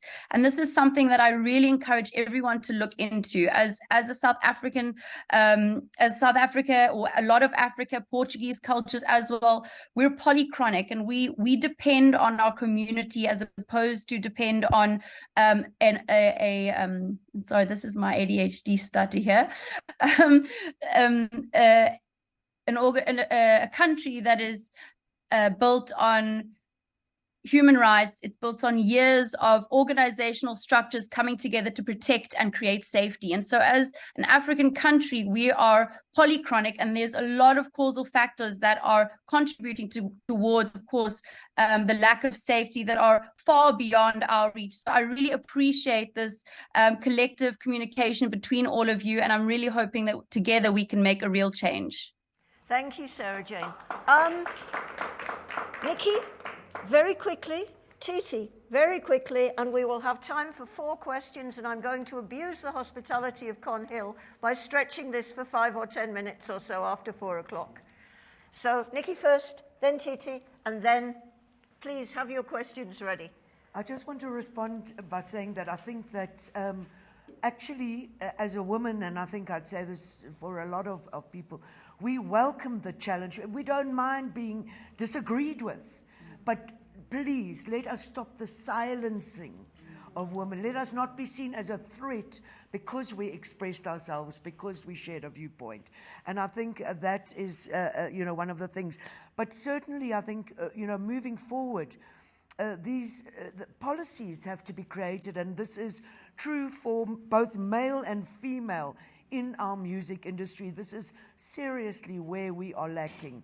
We are lacking when it comes to the formalities, as you said, to have a functioning union, to have, set standards of how you are treated, how you are paid, and so forth. And I think it brings in a bigger issue of which the gender issue is part. And just to touch on lastly, is the issue of from this what is apparently small things to the big thing like policy. But again, I ask all these women, how many gigs have I been to where there wasn't a separate change room for me as a woman? No. Where I had to leave and walk to the car by myself and nobody cared. And I think it is about changing those mindsets from those small details as well as to the bigger policy structures. Thank you so much, Nikki. Titi. Sure, so much has been said. There's just 2 things that I really hit me, and that's something that Nomfundo said about what we are doing and I always say this, and I sound like a broken record now, but before we are musicians and creatives and music curators and what have you, we are active members of society. And this means that we need to equip ourselves with knowledge about the socio-economic issues that are faced by the community, because they affect us as much as everyone else does. Number 2, there's something that I really want to touch on, and it's a pity that we don't have time, which is absolutely fine. I think this is such an ongoing conversation, but there is a space, and I know our steps, and you'll be able to relate to this, that we have tapped into, and that is the space of music directorship that has been taken on by women. And we're not addressing it. And what's happening in our industry is that it's seen as, no, it's our steps. Oh, no, she's just putting the music together. No. Oh, no, it's Titi. Oh, no, she's just going to put just 2 changes. She's just chord changes. She's just going to restructure it. I'm not going to restructure it. Yeah. I am a director. Yeah. That is what I am. And I feel like you know, we should be given that respect. And it's not me being a diva. No, it's not. You know, it's not that. You know, but you see, there's this narrative that comes with a diva. You know what I mean? There's oh no, Nikki B can be a diva because of her experience and age, but Titi is young. She must calm down. She cannot be a diva. You know, and this is then, it comes back to this thing that, exactly, and it comes back to what you're saying, Sis Nikki, about us being silenced in our own spaces, which I don't think is fair. And this is something that we really need to look at. And of course, there is so much contribution that we have within the space of music, but also in the space of creative. It's one thing being a musician, it's one thing being a producer, it's one thing being a music director, it's one thing being an arranger. And SAMRO has stipulated all these things. But, you know, what happens in our industry is that we throw it into one box and we just say, and there's this confusion that comes with it. Lastly, Sis Gwen, another thing that I want to touch on is another thing that Nomfundo said as well about the visibility of women and how we carry ourselves. And you just mentioned how, you know, sometimes we don't even have rooms to change and this, that, and the other. And the responsibilities that we have. Two things that happened. I was 18 years old when I first saw Sis Judith Sapuma performing. She had just given birth, and 2 weeks later she went on stage. The first thing she was asked by an audience member, and I really wanted to cry, was, shouldn't you be on maternity leave? What? And there was complete silence. The funniest thing happened as she was on stage. Her breasts started feeding. And everyone was like, no, just take her off stage. She said, I'm not going off stage. I'm going nowhere. I'm not ashamed about what is happening to my body, which is natural. I am not going to get off stage. I am going to show what I can do, and I'm going to take this, and I'm going to stick it right to the end. And by the time she sang Me Mutswadi, which is a song that speaks so vastly about the power of women in South Africa and in its entirety. It was the most, it was just, I can't even explain that moment that happened. The second thing that happened a couple of months after that, and Prakonk was there, Mam Glo had a performance. She had just performed after an artist that I will not mention. It was quite a big festival, and that artist was male. And that artist had brought the house down. And this is also the other thing that we don't speak about in festivals is, you know, how these festivals are placed, you know, in, you know, the running order and this and that. She's a female, she must go first, you know, before, and then, she must get them going, and then the males come in, you know, and then it's all nonsense. But anyway, Mam Glo came on after this male artist had brought the house down. And then she went there and being, you know, like a jazz artist. I remember she looked, I don't know if you remember this, Bakun, she was wearing knee-high boots. They were white, in typical Gloria fashion. And she wore what we call now a telela. Gloria ripped that telela apart. She was almost ready to take off those boots to say, you know what, actually, to hell with this masculine and this feminine and this whatever. What's happening here is that we are creatives, we are musicians. Whether I came on stage naked, whether I came on stage, whatever, you know, what matters here is that we are trying to execute music. And I think it's so important that even in this day and age, that we start realizing that it's not in the way that we look. I don't have to look like a woman. What does a woman look like? You know, what does it mean to have a woman look like this? No, you should be wearing a dress. I shouldn't be wearing a dress. Oh no, you know, there's this Shaka Ilembe now, where now people are saying, oh no, we find it so offensive that they're naked. My goodness, you know, I think there's certain things that we really need to outgrow.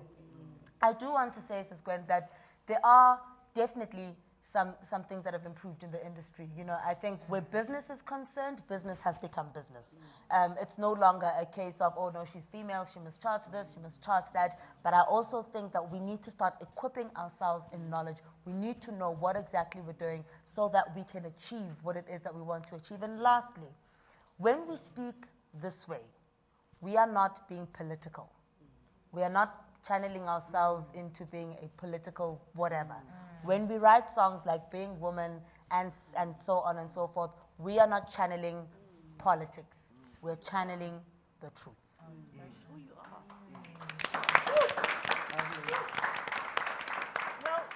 I deeply disagree with that last point. I think, when did politics become a dirty word? Of course we're being political. We're not being party. We're not being about these stupid factions and parties. Yeah. But politics should not be a dirty word. Questions? We have room for 4 or 5, I think, before they start throwing us out of here.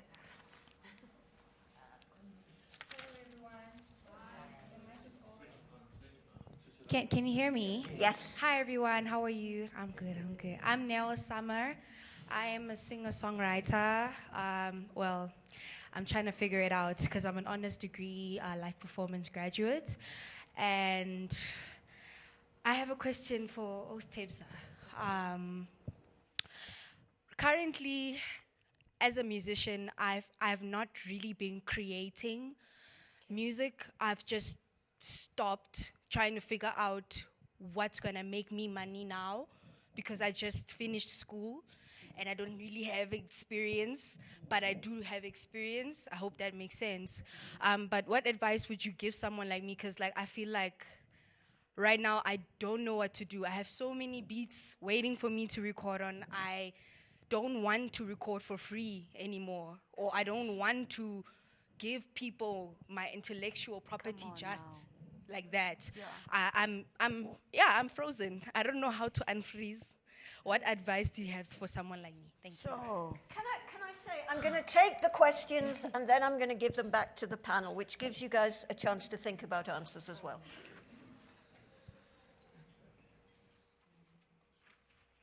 Hello, everybody. My name is Victor Matoto.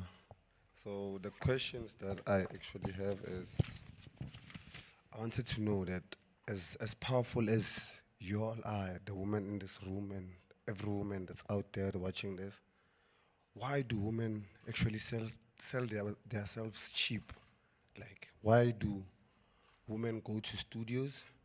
Let's say maybe a studio has a fee that you have to pay to record your sound or whatever, but women would go there with that thing of, okay, I'm gonna record for free, and then people would want to take advantage of that, whereby they're gonna start maybe being sexually,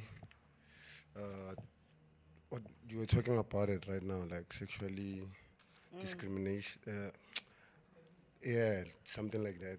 And another question that I have is that, why don't we have more pioneers that are in the industry protecting the women, like who are, like, you know, they are gatekeepers in the game, right? People who, like, they can decide that this one will be a star, this one won't be a star. Like both DJT, Rapese, those guys who decide who gets into the game and all that. Yeah, that's the question that I have. Thank you.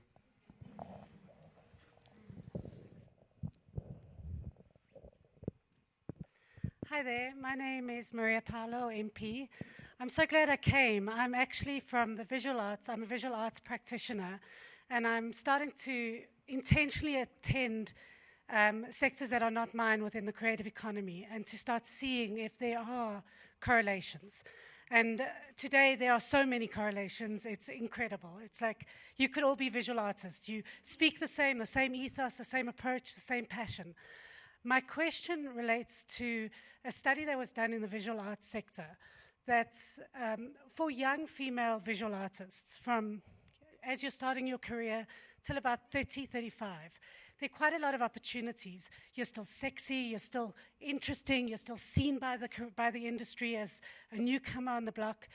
When you start settling, especially if you choose to have children, if you choose to get married even more so, you start disappearing. If you do anything that's traditional, you start disappearing. And the years between 35 and 60 are the most difficult for visual artists because you disappear. The visual arts women who manage to somehow persevere and just keep going in their studios and keep working and make it to 60, they start being recognized again between 65 and 80 as these eccentric, interesting older women. But the middle tier, it's very, very difficult. While the counterparts of the men in the visual arts sector, that's when they are thriving. Irrelevant if they got married, irrelevant if they have children.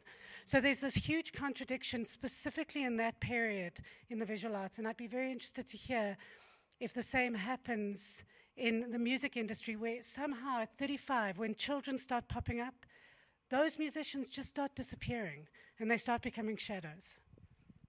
Question, and then I'm going to throw it back to the panel. There was two that side, or was one? Can we take one of them, and then we'll have to see how the time goes, because officially they will start thinking about throwing us out of the room.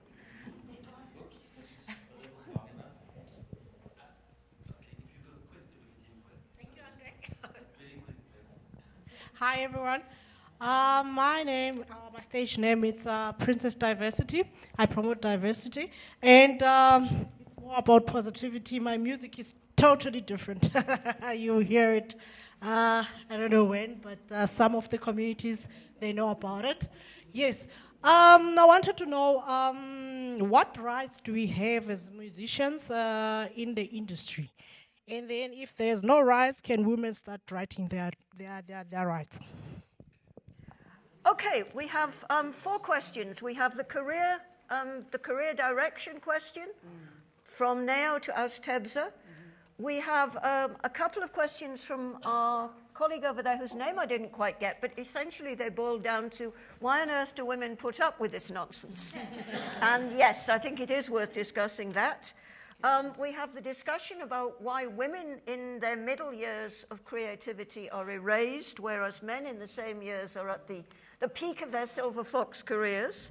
And then we have an information question on rights, where I think the best thing we can probably do is actually direct Princess Diversity to some of the places where she can actually find that out, because it's quite legalistic and it's a bit hard. But okay, first, Austebza, where should this young singer go? Hi, Neo.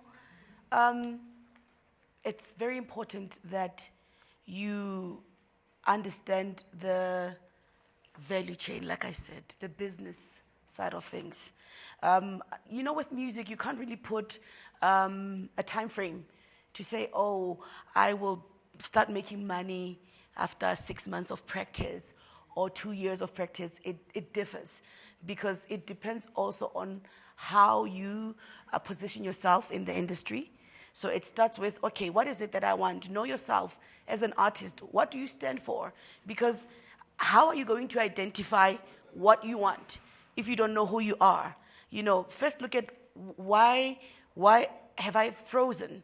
Is it because music is not giving me money right now? But what is more important? What gives you life? For me, I had to think of it that way. And what is the support structure that you have around you? It's very important, because if you don't have people that understand your gift, you are going to feel suffocated. You're going to feel like, you'll get reminded that, no, it doesn't work. I have friends who had to stop being musicians, literally, to go and work, in corporate, because families were like, we are tired of supporting you, because you've been saying, no, I will get gigs. It's coming. So find out your position with your family or those around you.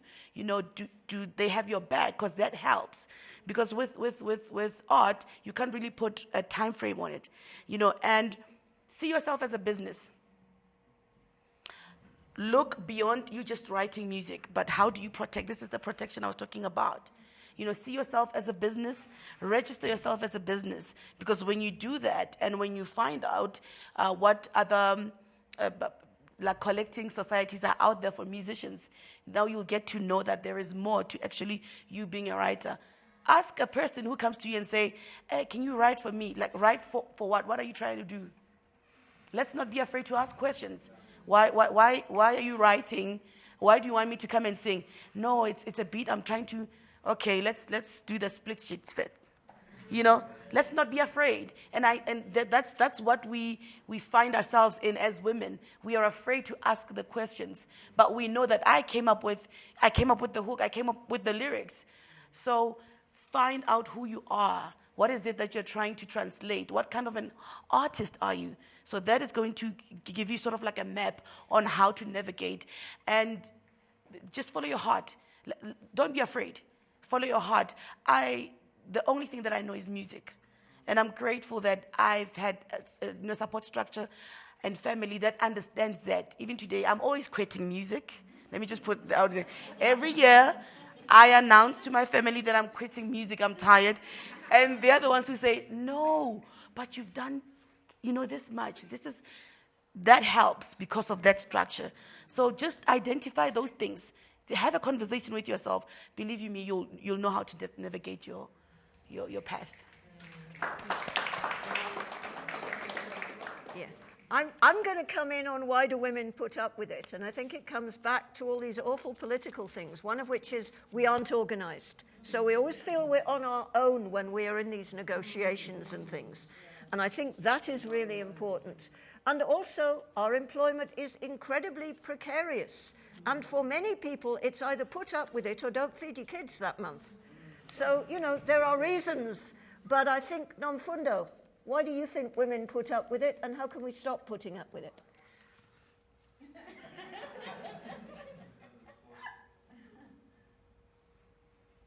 No, I mean, look, I've never put up with it, so I can't even say I have first-hand experience on that. But I think, I reserve judgment, when it comes to those things. And you're right, because actually women's experiences are very unique and very intense. And you're right. So oftentimes the decisions that women make are not based on whether this is cheap or whether it's putting up. It's based on the immediate need. It's a condition of survival, And so it's not that those women are cheap, And cheap is the wrong word. Yes. And I would advise the gentleman, perhaps going forward, to maybe try avoid using that word cheap and women in the same sentence, just as a suggestion, because it's got nothing to do with whether something or someone is cheap or expensive. Women are making decisions based on the survival of their families, and a lot of men would not be out and about doing what they are doing had it not been for the decisions that women make, oftentimes to their own detriment. So, so if we're going to ask what's cheap and what's not, we're going to need to turn the table around.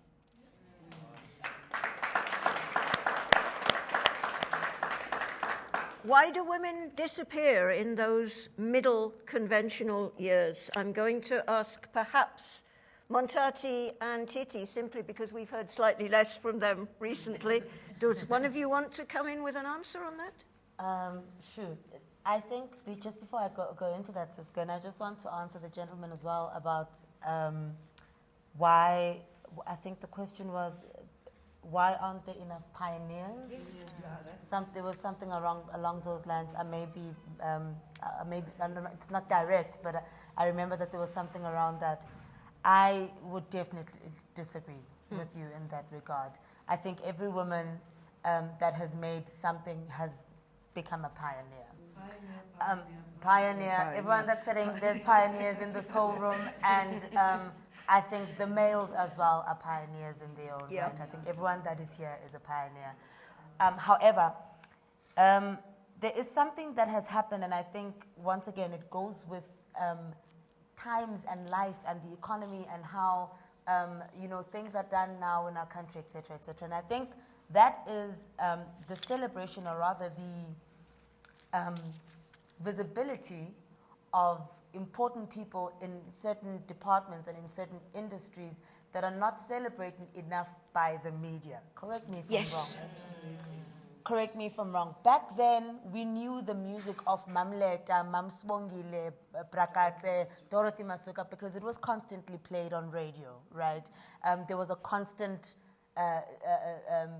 constant play on radio. There was constant interviews, and one may say, it's because of the times that they were living in then, and so, I disagree. Times have changed, and unfortunately, times have changed to silence certain people in industries. And this is why you will not know that Ausdebza is directing the Basadi Music and Women Awards. Do you know what I mean? It's because it is not being communicated in a way.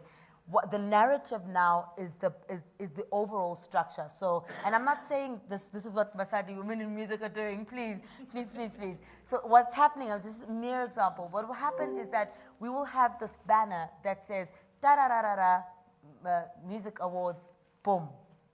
And then we don't celebrate everyone that is doing all these little things. And they're not little, actually. I'm incorrect by doing that. Everyone that has been given a role is given a role because it's important, And so this is how then our steps are becomes silenced and she starts moving off. And she's not off the industry. It's not because she's less of a pioneer. It's because she's not spoken about enough. And what happens in return, which is as a retaliation, and I find it absurd, is that we then start screaming.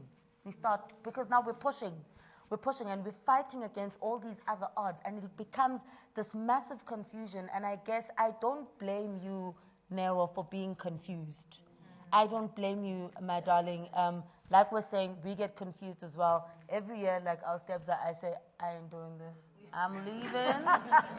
It's enough. I've done it, and I feel like I've been celebrated. It's time for me to go back to that psychological degree that I wanted, or that political science degree that I wanted, whatever. I'm just like, I'm done. And then these questions such as, when are you releasing your next album? I don't know. I don't have money. That's the answer, and that's the honest truth. I don't have money, So it's very important, Putwam, that we understand the resources and everything that happens in the industry in its entirety. I know that sometimes we make it look easy, and I know that sometimes it's so easy to say the music industry or women are selling themselves cheap, because this is what we hear. This is the narrative, we grew up, I'm sure most of us can relate, that we grew up in an industry where my mother would say, and she's a vocalist as well, she's a brilliant musician, she would say,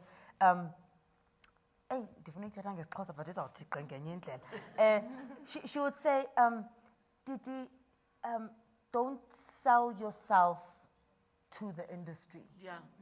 Don't sell yourself to ungazithengisi into this industry.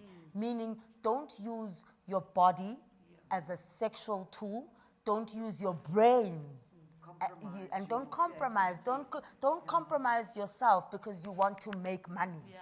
You know what I mean? Yeah. And so it's very important that we tap into these conversations as part of, the legalities around these things and how women are doing this and that and that. And Mfundo is absolutely right. We all come from, every woman's story is unique.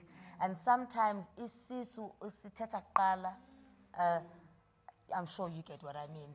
Yes, and I'll leave it there, Sis Gwen, for now. Okay, the disappearing middle years, and then I think we are going to have to close because it is 15:15 and we have run over the time we've been allocated for this room. But does someone want to talk about the disappearing middle years? I won't say much because I'm young. You're only approaching them. I'm still getting there. But I think ageism is a big topic, and I think women suffer from ageism politics a lot more than men. It's quite unfortunate that your career is on the line when you want to build families, and there's so much creative expression, I think, that comes from bearing life, from building life. And as someone who's queer, I think maybe the conversation isn't family oriented, but it is still like life building oriented, and how I sometimes find myself feeling like if I put my queerness at the forefront, then I become the activist for queerness. And then like as soon as I want to talk about other things that are also affecting me, I can't. And so I really look forward to a time and a space where our stories are our stories. And music is, like you're saying, Steps, a place where we just express our experiences, because then you wouldn't have to disappear for some time because it's time to build families. But we need infrastructure to support that. And we also need like the narrative to shift from musicians are the young, fun, happy, partying ones. Let me also be young and fun with my baby. Look, I'm going to have to call a close on this, but before that I have to say, firstly, to Princess Diversity, I think there are lots of organizations that have been named today, all of which can give you guidance on what the rights are, what the regulations are, what the rules are. Within this country, we have SAMRO, for example, which is a good place to start, which can tell you as a composer, as a music creator, what your rights are. I think that's actually highly legalistic and way too complex to get into. But I also think it's a very important question, and I think everybody should start looking at the organizations, both local and international, that were represented here today, and find out what they can do, what they can inform you about, because there is a lot of information out there. In terms of what's been said, fight the silencing. Identify the ways in which we are silenced and always resist it. Try and operate at the policy level as well as at the other level. But yes, you must sweat the small stuff because that's where it starts. Encourage mentorship. Seek mentors, or if you are in a position, be a mentor. Look for platforms for allyship, because while some of this is very gender specific, some of it is the SHIT that we all put up with in this industry, which is not gender specific. So there's that as well. If you are a woman, a really important space to start getting into is the music directorship space. And finally, work together and organize. That's come out of everybody. And whether you call it politics or social responsibility or whatever, it doesn't matter. But work together and organize. Because as one person quivering before some powerful producer, you really don't have much power. But if you've got 20 sisters and brothers with banners out there, you've got a hell of a lot more power. This isn't the end. Everybody who signed up for registration will be part of the surveys and things and focus groups and other things that we get going as part of this research. So this isn't the end. I really wish the conversations got richer and richer as it has gone on. But we have to stop now, because otherwise Con Hill will never let us use this space again. So thank you, everybody, for fabulous questions. Thank you to all our panelists, both still present and those who had to drop out. I have some small gifts here for our panelists. It is a book about Princess Magogo, pioneer composer. You've got one, I've got one, okay? Right. There will be more. That's all I can say. Thank you, everybody. Have a wonderful weekend and a powerful Women's Month.